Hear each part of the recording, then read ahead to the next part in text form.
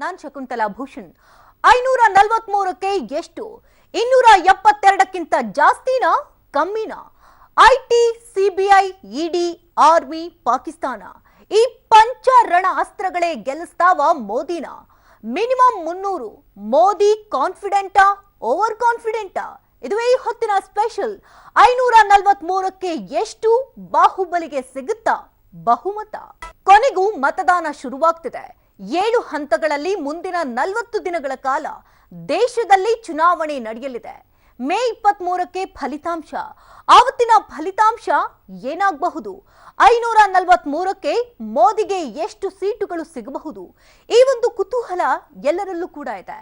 ಆದ್ರೆ ಮೋದಿಯೇ ಹೇಳೋ ಪ್ರಕಾರ ಈ ಬಾರಿಗೆ ಮಿನಿಮಮ್ ಅಂದ್ರು 300 ಫಿಕ್ಸ್ ಅಂತೆ.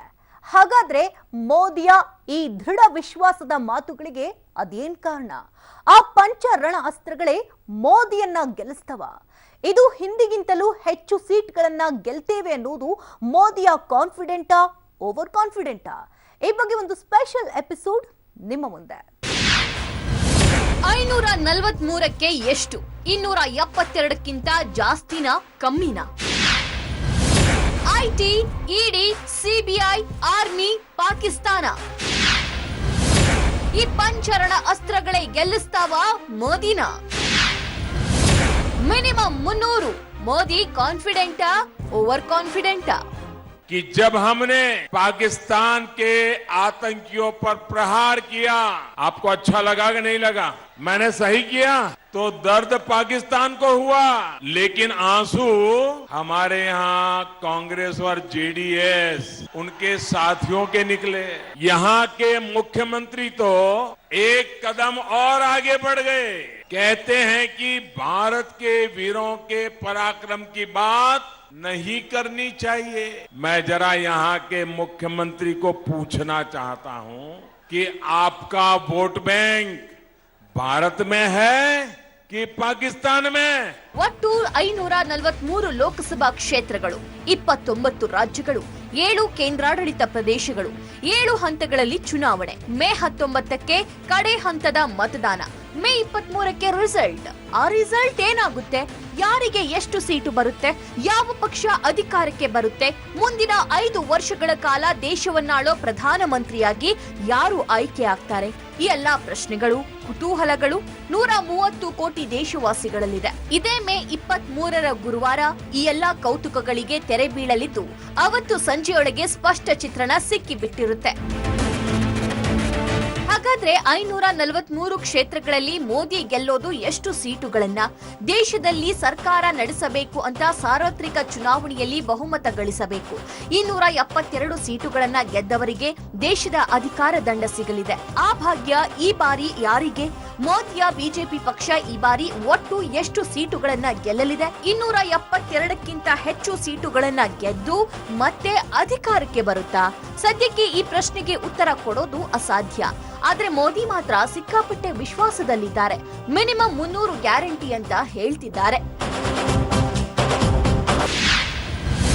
ಕಳೆದ ಬಾರಿಗಿಂತ ಹೆಚ್ಚು ಸೀಟು ಗೆಲ್ತೀವಿ.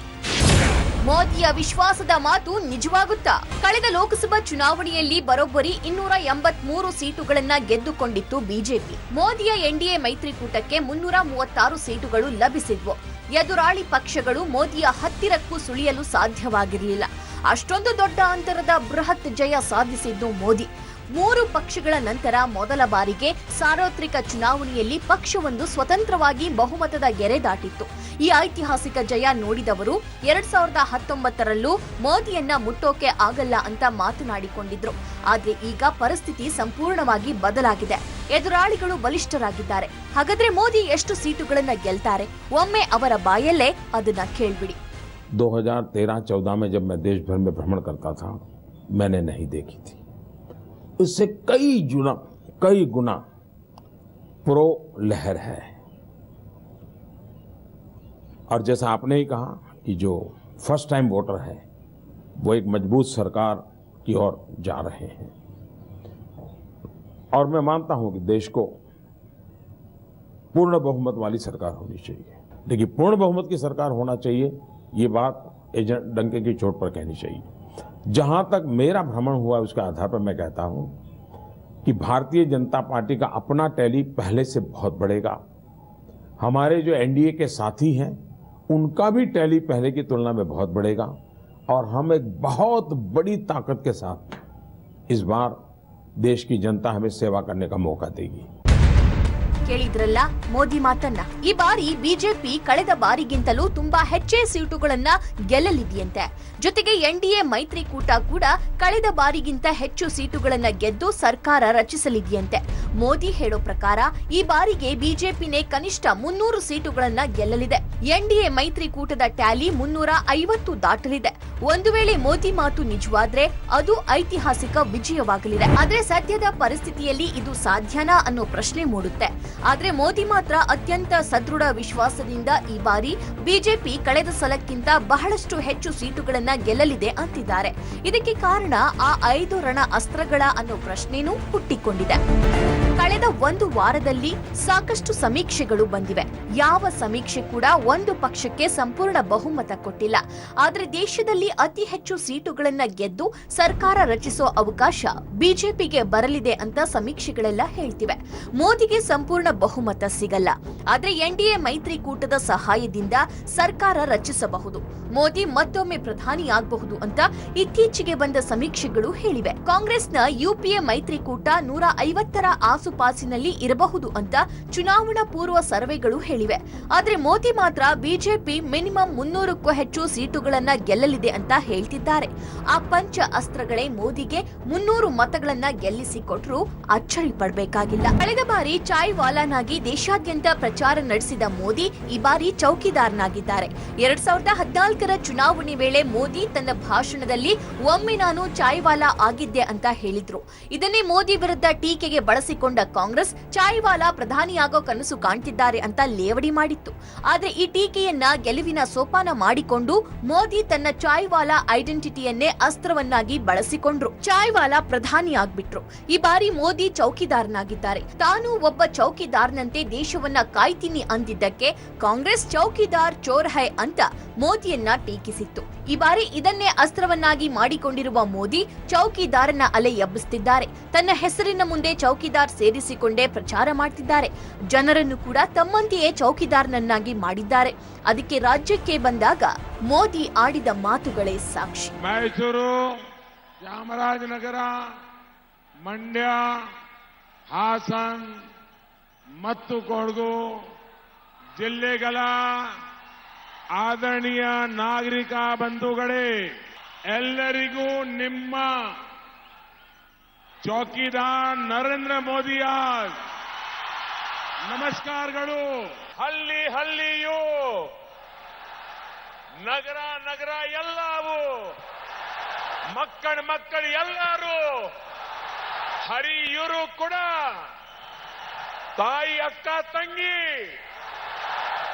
ಮನೆಯಲ್ಲಿ, ಅಲುವಾ ಭೂಮಿಯಲ್ಲೂ, ಪಾರ್ಕ್ನಲ್ಲೂ, ದೇಶದ ಒಳಗಡೆ, ದೇಶದ ಗಡಿಯಲ್ಲೂ ಡಾಕ್ಟರ್, ಇಂಜಿನಿಯರ್ ಕೂಡ, ಶಿಕ್ಷಕ ಪ್ರೊಫೆಸರ್ ಕೂಡ, ರೈಟರ್ ಜರ್ನಲಿಸ್ಟ್ ಕೂಡ, ಕಲೆಗಾರನು ಕೂಡ, ರೈತ ಕಾರ್ಮಿಕ ಕೂಡ, ವ್ಯಾಪಾರಿ ಕೂಡ, ವಕೀಲರು ಕೂಡ, ವಿದ್ಯಾರ್ಥಿ ಕೂಡ,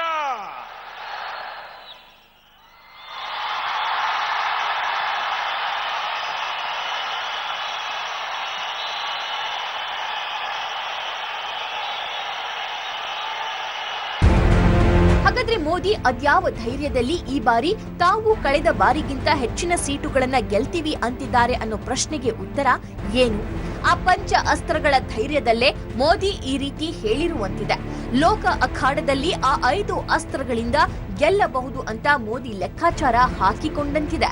ಮೋದಿಯ ಚುನಾವಣಾ ಭಾಷೆಗಳನ್ನ ನೀವು ಕೇಳಿದಿದ್ರೆ ಒಂದು ವಿಚಾರವಂತೂ ಸ್ಪಷ್ಟವಾಗುತ್ತೆ. ಮೋದಿ ಈ ಬಾರಿ ಆ 2 ವಿಚಾರವನ್ನ ಚುನಾವಣಾ ಪ್ರಚಾರದ ಅಜೆಂಡವನ್ನಾಗಿ ಮಾಡಿದ್ದಾರೆ. ಅದು ಬೇರ್ಯಾವುದೂ ಅಲ್ಲ, ಪಾಕಿಸ್ತಾನ ಮತ್ತು ಉಗ್ರವಾದ. ಈ ಅಸ್ತ್ರವೇ ಮೋದಿ ಟ್ಯಾಲಿಯನ್ನ 300ರ ಗಡಿ ದಾಟಿಸುತ್ತಾ? ಈ ಬಗ್ಗೆ ಒಂದು ಸ್ಪೆಷಲ್ ರಿಪೋರ್ಟ್ ನಿಮ್ಮ ಮುಂದೆ. ಪಾಕ್ ಟೀಕೆ, ಉಗ್ರರ ವಿರುದ್ಧ ಗುಡುಗು. ಇದುವೇ ಮೋದಿಯ ಪ್ರಧಾನ ಅಸ್ತ್ರ. कि जब हमने पाकिस्तान के आतंकियों पर प्रहार किया, आपको अच्छा लगा कि नहीं लगा? मैंने सही किया तो दर्द पाकिस्तान को हुआ, लेकिन आंसू हमारे यहाँ कांग्रेस और जेडीएस उनके साथियों के निकले। यहाँ के मुख्यमंत्री तो एक कदम और आगे बढ़ गए। कहते हैं कि भारत के वीरों के पराक्रम की बात नहीं करनी चाहिए। मैं जरा यहाँ के मुख्यमंत्री को पूछना चाहता हूँ कि आपका वोट बैंक भारत में है कि पाकिस्तान में? ಇದು ಕರ್ನಾಟಕಕ್ಕೆ ಬಂದಿದ್ದ ಮೋದಿ ಹೇಳಿದ್ದ ಮಾತು. ಪಾಕಿಸ್ತಾನದ ಬಾಲಾಕೋಟ್ನಲ್ಲಿದ್ದ ಉಗ್ರರ ಮೇಲೆ ದಾಳಿ ಮಾಡಿ ತಕ್ಕ ಬುದ್ಧಿ ಕಲಿಸಿದ್ದೇವೆ. ನಾನು ಮಾಡಿದ್ದು ಸರಿನಾ ತಪ್ಪ ಅಂತ ನೆರೆದಿದ್ದ ಜನರನ್ನೇ ಕೇಳಿದ್ದಾರೆ ಮೋದಿ. ಈಗಾಗಲೇ 30ಕ್ಕೂ ಹೆಚ್ಚು ಚುನಾವಣಾ ರ್ಯಾಲಿಗಳನ್ನ ನಡೆಸಿರುವ ಮೋದಿ ಹೋದ ಕಡೆಯಲ್ಲೆಲ್ಲ ಒಮ್ಮೆಯಾದ್ರೂ ಈ ವಿಚಾರವನ್ನ ಪ್ರಸ್ತಾಪ ಮಾಡಿಯೇ ಮಾಡ್ತಾರೆ. ವೈರಿ ರಾಷ್ಟ್ರ ಪಾಕಿಸ್ತಾನವನ್ನ ಟೀಕೆ ಮಾಡ್ತಾರೆ ಹಾಗೂ ಉಗ್ರರ ವಿರುದ್ಧ ನಡೆದ ಬಾಲಾಕೋಟ್ ಏರ್ ಸ್ಟ್ರೈಕ್ ಬಗ್ಗೆನೂ ಹೇಳ್ತಾರೆ. ಕರ್ನಾಟಕದಲ್ಲೂ ಈ ವಿಚಾರ ಇಟ್ಕೊಂಡೇ ಕಾಂಗ್ರೆಸ್ ಹಾಗೂ ಜೆಡಿಎಸ್ ಪಕ್ಷಗಳಿಗೆ ಟಾಂಗ್ ಕೊಟ್ಟಿದ್ದಾರೆ. ಈ ಎರಡೂ ಪಕ್ಷಗಳು ಪಾಕ್ನ ಪರವಾಗಿದೆಯಾ ಅಂತ ಪರೋಕ್ಷವಾಗಿ ಪ್ರಶ್ನೆ ಮಾಡಿದ್ದಾರೆ. ಈ ಬಾರಿ ಚುನಾವಣೆಯಲ್ಲಿ ಮೋದಿಯ ಪ್ರಮುಖ ಅಸ್ತ್ರನೇ ಪಾಕ್ ಮತ್ತು ಉಗ್ರವಾದ ಆಗಿದೆ. ಫೆಬ್ರವರಿ 14ರಂದು ಪಾಕ್ ಉಗ್ರರು ನಡೆಸಿದ್ದ ಪುಲ್ವಾಮಾ ದಾಳಿ ನಂತರ ಭಾರತ ಸೇನೆ ಪಾಕ್ ಗಡಿಯೊಳಗೆ ನುಗ್ಗಿ ನಡೆಸಿದ ಏರ್ ಸ್ಟ್ರೈಕ್. ಇದನ್ನ ತನ್ನ ಭಾಷಣದಲ್ಲಿ ಹೇಳ್ತಾ ಇರುವ ಮೋದಿ ಇಂಥದೊಂದು ಗಟ್ಟಿ ನಿರ್ಧಾರ ಕೈಗೊಂಡ ತಮ್ಮ ಸರ್ಕಾರಕ್ಕೆ ಮತ ಹಾಕುವಂತೆ ಕೇಳಿಕೊಳ್ತಿದ್ದಾರೆ. ಆದ್ರೆ ಮಹಾರಾಷ್ಟ್ರದಲ್ಲಿ ಮಾತ್ರ ಭಾಷಣದ ವೇಳೆ ಒಂದು ಹೆಜ್ಜೆ ಮುಂದೆ ಹೋಗಿ ಚುನಾವಣಾ ಆಯೋಗದ ಕೆಂಗಣ್ಣಿಗೂ ಗುರಿಯಾಗಿದ್ದಾರೆ. ಪುಲ್ವಾಮಾದ ಹುತಾತ್ಮರಿಗಾಗಿ ಮತ ಅರ್ಪಿಸಿ. ಇದ್ಯಂಥ ಮಾತು ಮೋದಿಜಿ. मैं आपसे कहना चाहता हूं, मेरे देश के फर्स्ट टाइम वोटर को, आप भी संकल्प कीजिए कि पहला वोट आपका, जो आपके जीवन की ऐतिहासिक घड़ी है, आपके जीवन पर याद रहेगा कि पहला वोट कब डाला, कहां डाला, कौन सा चुनाव था, किसको डाला, ये जीवन भर याद रहने वाला है। हर किसी को पहली घटना याद रहती है। मैं जरा कहना चाहता हूं मेरे फर्स्ट टाइम वोटरों को, क्या आपका पहला वोट पाकिस्तान के बालाकोट में एयर स्ट्राइक करने वाले वीर जवानों के नाम समर्पित हो सकता है क्या? मैं मेरे फर्स्ट टाइम वोटर से कहना चाहता हूं कि आपका पहला वोट पुलवामा में जो वीर शहीद हुए हैं, उन वीर शहीदों के नाम आपका वोट समर्पित हो सकता है क्या? मेरे नए वोटर, मेरे फर्स्ट टाइम वोटर, आप तय कीजिए कि आप इस बार वोट सिर्फ और सिर्फ देश के लिए देंगे। ಎಸ್, ಓಟು ಕೇಳುವ ಭರದಲ್ಲಿ ಮೋದಿ ಆಡಿದ ಮಾತುಗಳಿವು. ಪ್ರಥಮ ಬಾರಿ ಮತ ಚಲಾಯಿಸುವವರಲ್ಲಿ ಮೋದಿ ಈ ರೀತಿ ಮನವಿ ಮಾಡಿಕೊಂಡಿದ್ರು. ಬಾಲಾಕೋಟ್ನಲ್ಲಿ ಉಗ್ರರ ವಿರುದ್ಧ ಏರ್ ಸ್ಟ್ರೈಕ್ ನಡೆಸಿದ ವೀರ ಯೋಧರ ಹಾಗೂ ಪುಲ್ವಾಮಾ ದಾಳಿಯಲ್ಲಿ ಹುತಾತ್ಮರಾದ ಸೈನಿಕರಿಗೆ ನೀವು ನಿಮ್ಮ ಮತಗಳನ್ನ ಅರ್ಪಿಸಿ ಅಂತ ಹೇಳ್ತಾ ಪರೋಕ್ಷವಾಗಿ ಬಿಜೆಪಿಗೆ ಮತ ಹಾಕಿ ಎಂದಿದ್ದಾರೆ. ನಿಮ್ಮ ಮೊದಲ ಮತ ಜೀವನ ಪರ್ಯಂತ ನೆನಪಿನಲ್ಲಿ ಉಳಿಬೇಕು, ಅದಕ್ಕಾಗಿ ದೇಶಕ್ಕಾಗಿ ಸಮರ್ಪಿಸಿ ಎಂದಿದ್ದಾರೆ. ಅಂದ್ರೆ ಬಿಜೆಪಿಗೆ ಮತ ಹಾಕೋದು ಅಂದ್ರೆ ಅದು ಯೋಧರಿಗೆ ಹಾಕಿದಂತೆ, ದೇಶಕ್ಕಾಗಿ ಹಾಕಿದಂತೆ ಅಂತ ಬಿಂಬಿಸಿದ್ದಾರೆ. ಈ ಬಗ್ಗೆ ಈಗಾಗಲೇ ಕಾಂಗ್ರೆಸ್ ಚುನಾವಣಾ ಆಯೋಗಕ್ಕೆ ದೂರು ಕೊಟ್ಟಿದೆ. ಮೋದಿಯ ಭಾಷಣದಿಂದ ಒಂದಂತೂ ಸ್ಪಷ್ಟವಾಗುತ್ತೆ, ತಮ್ಮ ಸರ್ಕಾರ ಕೊನೆ ಕ್ಷಣದಲ್ಲಿ ನಡೆಸಿದ್ದ ಬಾಲಾಕೋಟ್ ಏರ್ ಸ್ಟ್ರೈಕ್ ಅನ್ನೇ ಇಟ್ಟುಕೊಂಡೇ ಮೋದಿ ಈ ಬಾರಿ ಮತಬೇಟೆ ನಡೆಸುತ್ತಿದ್ದಾರೆ. ಪಾಕಿಸ್ತಾನವನ್ನ ಟೀಕಿಸ್ತಾ ವಿರೋಧ ಪಕ್ಷಗಳು ಸಾಕ್ಷಿ ಕೇಳಿದ್ದನ್ನೇ ಅಸ್ತ್ರ ಮಾಡಿಕೊಂಡು ಯೋಧರ ಪರಾಕ್ರಮವನ್ನೇ ವಿಪಕ್ಷಗಳು ಪ್ರಶ್ನಿಸ್ತಾ ಇವೆ.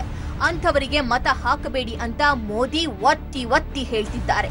ಮೋದಿಯ ಈ ರಾಷ್ಟ್ರೀಯತೆಯ ಮಾತುಗಳೇ ಓಟು ತಂದುಕೊಡುತ್ತೆ ಎನ್ನಲಾಗ್ತಿದೆ. ತನ್ನ ಈ ಕಾರ್ಯದಿಂದಲೇ ಈ ಬಾರಿ 300ಕ್ಕೂ ಹೆಚ್ಚು ಸೀಟುಗಳನ್ನ ಗೆಲ್ಲಬಹುದು ಅಂತ ಮೋದಿ ಧೈರ್ಯದಲ್ಲಿ ಹೇಳ್ತಿರುವಂತಿದೆ. ಒಂದು ಕಡೆ ಮತಗಳನ್ನ ಸೆಳಿಬೇಕು, ಮತ್ತೊಂದು ಕಡೆ ಎದುರಾಳಿಗಳನ್ನ ಕಟ್ಟಿ ಹಾಕಬೇಕು.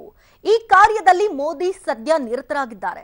ಆದ್ರೆ ವಿರೋಧಿಗಳ ವಿರುದ್ಧ ಮೋದಿ ಅಸ್ತ್ರದ ಮೂಲಕ ರಣತಂತ್ರ ಮಾಡ್ತಿದ್ದಾರಾ ಅನ್ನೋ ಅನುಮಾನ ವ್ಯಕ್ತವಾಗ್ತಿದೆ. ಏನದು ಅಂತೀರಾ? ಹಾವಲು. ಪಾಕ್ ವಿರುದ್ಧ ಮಾತನಾಡುವುದು, ಉಗ್ರರ ವಿರುದ್ಧ ಸರ್ಜಿಕಲ್ ಸ್ಟ್ರೈಕ್ ಬಗ್ಗೆ ಹೇಳೋದು, ಕಾಂಗ್ರೆಸ್ ಸೇರಿದಂತೆ ವಿಪಕ್ಷಗಳು ಈ ವಿಚಾರದಲ್ಲಿ ಹೇಗೆ ನಡೆದುಕೊಂಡವು ಅನ್ನೋದನ್ನ ಹೇಳೋದು ಎಲ್ಲಾ ಮತಗಳನ್ನ ಸೆಳೆಯೋ ತಂತ್ರಗಳು. ಚುನಾವಣೆ ಸಮಯದಲ್ಲಿ ಸಹಜವಾಗಿಯೇ ಮೋದಿ ಈ ಅಸ್ತ್ರಗಳನ್ನ ಪ್ರಯೋಗಿಸ್ತಾರೆ. ಇದರಿಂದ ಒಂದಷ್ಟು ಮಾತುಗಳನ್ನ, ಅದರಲ್ಲೂ ಹೊಸ ಮತದಾರರನ್ನ ಸೆಳೆಯೋಕೆ ಸಾಧ್ಯ ಅನ್ನೋದು ಮೋದಿಯ ಲೆಕ್ಕಾಚಾರ. ಇದರಿಂದ ಬಿಜೆಪಿಗೆ ಮತ ಬೀಳಬಹುದು, ಬೀಳದೇ ಇರಬಹುದು. ಈಗಲೇ ಇದರ ಬಗ್ಗೆ ಹೇಳೋದು ಸಾಧ್ಯವಿಲ್ಲ.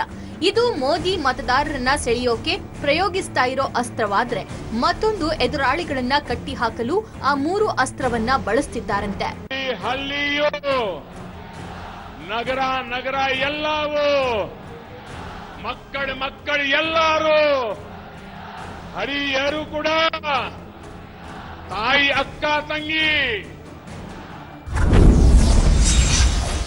ಚುನಾವಣೆ ಸಮಯದಲ್ಲೇ ನಡೀತಿದೆಯಲ್ಲ ಐಟಿ ಬೇಟೆ. ಸಿಬಿಐ, ಇಡಿ, ಐಟಿ ಅಸ್ತ್ರಕ್ಕೆ ಎದುರಾಳಿಗಳು ಕುಗ್ಗಿ ಹೋದ್ರ? ಕಳೆದ 10 ದಿನಗಳಿಂದಲೂ ದೇಶದಲ್ಲಿ ಐಟಿ ರೇಡ್ಗಳು ಸತತವಾಗಿ ನಡೀತಾ ಇವೆ. ಕರ್ನಾಟಕದಲ್ಲೂ ವಾರದ ಹಿಂದೆ ಐಟಿ ರೇಡ್ ನಡೆದಿತ್ತು. ಮೈತ್ರಿ ಸರ್ಕಾರದ ಸಿಎಂ ಕುಮಾರಸ್ವಾಮಿಯವರ ಆಪ್ತರ ಮನೆಗಳ ಮೇಲೆ, ಸರ್ಕಾರಿ ಗುತ್ತಿಗೆದಾರರು ಹಾಗೂ ಅಧಿಕಾರಿಗಳ ಮನೆ ಮೇಲೆ ಐಟಿ ದಾಳಿ ನಡೆದಿವೆ. ಕರ್ನಾಟಕದಲ್ಲೂ 5-6 ಕೋಟಿ ದುಡ್ಡನ್ನ ಆದಾಯ ತೆರಿಗೆ ಇಲಾಖೆ ವಶಪಡಿಸಿಕೊಂಡಿದೆ ಅನ್ನೋ ಮಾತಿದೆ. ಬರೀ ಕರ್ನಾಟಕದಲ್ಲಿ ಮಾತ್ರವಲ್ಲ, ಪಕ್ಕದ ತಮಿಳುನಾಡಿನಲ್ಲೂ ಡಿಎಂಕೆ ನಾಯಕರ ಮನೆ ಮೇಲೆ ಐಟಿ ದಾಳಿ ನಡೆದಿದೆ. ಮಧ್ಯಪ್ರದೇಶದ ಕಾಂಗ್ರೆಸ್ ಸರ್ಕಾರದ ಸಿಎಂ ಕಮಲ್ನಾಥ್ ಆಪ್ತರ ಮನೆಗಳ ಮೇಲೂ ಆದಾಯ ತೆರಿಗೆ ಇಲಾಖೆ ದಾಳಿ ನಡೆಸಿ ಬರೋಬ್ಬರಿ 281 ಕೋಟಿ ನಗದು ಹಣವನ್ನ ವಶಪಡಿಸಿಕೊಂಡಿರೋದಾಗಿ ಹೇಳಿದೆ. ಹೀಗೆ ಮೋದಿಯ ಮನಿ ಕಮಾಂಡೋಸ್ ದೇಶಾದ್ಯಂತ ದಾಳಿಗಳನ್ನ ನಡೆಸಿ ಚುನಾವಣೆ ಸಂದರ್ಭದಲ್ಲೇ ಕೋಟಿ ಹಣವನ್ನ ವಶಪಡಿಸಿಕೊಳ್ತಿದ್ದಾರೆ. ಆದ್ರೆ ಕುತೂಹಲಕಾರಿ ಸಂಗತಿ ಎಂದ್ರೆ, ಈ ರೀತಿ ದಾಳಿ ನಡೀತಿರೋದು ಮೋದಿಯ ಎದುರಾಳಿ ಪಕ್ಷಗಳ ನಾಯಕರ ಆಪ್ತರ ಮನೆಗಳ ಮೇಲೇನೆ. ಕಳೆದ 10 ದಿನಗಳಲ್ಲಿ ಬಹುತೇಕ ದಾಳಿ ನಡೆದಿರೋದು ವಿಪಕ್ಷಗಳ ಆಪ್ತರ ಮನೆಗಳ ಮೇಲೆ. ನಿಮ್ಗೊತ್ತು, ಚುನಾವಣೆ ಸಮಯದಲ್ಲೇ ಅತಿ ಹೆಚ್ಚು ಹಣಗಳು ಓಡಾಡೋದು. ಅದರಲ್ಲೂ ಗುತ್ತಿಗೆದಾರರ ಮೂಲಕನೇ ರಾಜಕೀಯ ಪಕ್ಷಗಳು ಹಣದ ವಹಿವಾಟನ್ನ ನಡೆಸ್ತಿವೆ. ಈಗ ಮೋದಿ ಗುತ್ತಿಗೆದಾರರ ಮತ್ತು ಸರ್ಕಾರಿ ಅಧಿಕಾರಿಗಳ ಮೇಲೆ ದಾಳಿ ಮಾಡೋದ್ರ ಮೂಲಕ ಎದುರಾಳಿಗಳ ದುಡ್ಡು ಓಡಾಡದಂತೆ ಕಡಿವಾಣ ಹಾಕಲಾಗ್ತಿದೆ. ಇದರ ಹಿಂದೆ ಸ್ವತಃ ಮೋದಿಯೇ ಇದ್ದಾರೆ ಅನ್ನೋದು ಎದುರಾಳಿಗಳ ನೇರ ಆರೋಪ. ಚುನಾವಣೆ ಸಂದರ್ಭದಲ್ಲಿ ಎದುರಾಳಿಗಳನ್ನ ಕಟ್ಟಿ ಹಾಕಿ ದುಡ್ಡು ಓಡಾಡದಂತೆ ಮಾಡಲು ಮೋದಿ ತನಿಖಾ ಸಂಸ್ಥೆಗಳನ್ನ ಬಳಸುತ್ತಿದ್ದಾರೆ ಅನ್ನೋ ಆರೋಪ ಕೇಳಿ ಬಂದಿದೆ. ಐಟಿ, ಇಡಿ, ಸಿಬಿಐ ಮೂಲಕ ಚುನಾವಣೆಯಲ್ಲಿ ಎದುರಾಳಿಗಳ ದುಡ್ಡು ಹೊರಬರದಂತೆ ಮೋದಿ ಅಡ್ಡಗಾಲು ಹಾಕ್ತಿದ್ದಾರಂತೆ. ಸದ್ಯ ಲೋಕ ಚುನಾವಣೆಯ ಸಂದರ್ಭದಲ್ಲಿ ನಡೆದಿರುವ ಐಟಿ ದಾಳಿಗಳನ್ನ ನೋಡಿದ್ರೆ ಇದು ನಿಜವಾಗಿದ್ರೂ ಆಗಿರಬಹುದು ಅಂತ ಅನ್ನಿಸದೇ ಇರಲ್ಲ. ಇವುಗಳನ್ನ ಬಳಸಿ ಮೋದಿ ವಿಪಕ್ಷಗಳ ನಾಯಕರನ್ನ ಕಟ್ಟಿ ಹಾಕ್ತಿರೋದು ಕಾಣಿಸ್ತಾ ಇದೆ. ಹೀಗೆ ಒಂದು ಕಡೆ ಪಾಕ್ ವಿರುದ್ಧ ಟೀಕೆ ಮಾಡಿ ಉಗ್ರರ ವಿರುದ್ಧದ ಸರ್ಜಿಕಲ್ ಸ್ಟ್ರೈಕ್ ಅನ್ನ ನೆನಪಿಸಿಕೊಳ್ಳುತ್ತಾ ಮತದಾರರನ್ನ ಸೆಳೆತಿರುವ ಮೋದಿ, ಮತ್ತೊಂದು ಕಡೆ ಎದುರಾಳಿಗಳನ್ನ ಕಟ್ಟಿ ಹಾಕೋಕೆ ತನಿಖಾ ಸಂಸ್ಥೆಗಳಿಂದ ರೇಡ್ ಮಾಡಿಸುತ್ತಿದ್ದಾರೆ ಎನ್ನಲಾಗ್ತಿದೆ. ಈ 5 ಅಸ್ತ್ರಗಳೇ ಮೋದಿಗೆ ಈ ಚುನಾವಣೆಯಲ್ಲಿ 300ಕ್ಕೂ ಹೆಚ್ಚು ಸೀಟುಗಳನ್ನ ಗೆದ್ದು ಕೊಡಬಹುದು ಅನ್ನೋ ಮಾತಿದೆ. ಇದೇ ಕಾರಣಕ್ಕೆ ಮೋದಿ ಧೈರ್ಯವಾಗಿ ನಾವು ಕಳೆದ ಬಾರಿಗಿಂತ ಈ ಬಾರಿ ಹೆಚ್ಚು ಸೀಟುಗಳನ್ನ ಗೆಲ್ತೀವಿ ಅಂತ ಹೇಳಿರುವಂತಿದೆ. ಒಟ್ನಲ್ಲಿ ಈ ಬಾರಿ ಮೋದಿ 543ಕ್ಕೆ ಎಷ್ಟು ಸೀಟ್ಗಳನ್ನ ಗೆಲ್ಲಬಹುದು ಅನ್ನುವಂತಹ ಲೆಕ್ಕಾಚಾರ ಜೋರಾಗಿದೆ. ಈ 5 ಅಸ್ತ್ರಗಳು ಮೋದಿಗೆ ಎಷ್ಟು ಮತಗಳನ್ನ ತಂದುಕೊಡುತ್ತೆ, ಎಷ್ಟು ಸೀಟುಗಳನ್ನ ಗೆದ್ದುಕೊಡುತ್ತೆ ಅನ್ನೋದು ಮೇ 23ರಂದು ತಿಳಿಯಲಿದೆ. ಇದುವೇ ಈ ಹೊತ್ತಿನ ಸ್ಪೆಷಲ್. ನೆನಪಿಲ್ಲಿ ನ್ಯೂಸ್ ಅಂದ್ರೆ ಪಬ್ಲಿಕ್ ಟಿವಿ.